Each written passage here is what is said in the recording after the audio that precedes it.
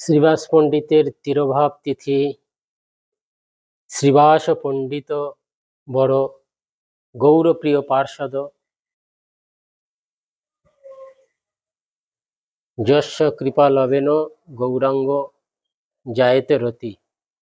সেই শ্রীবাস পণ্ডিতের কৃপা হলে গৌরাঙ্গ মহাপ্রভুর চরণে রতি লাভ হয়।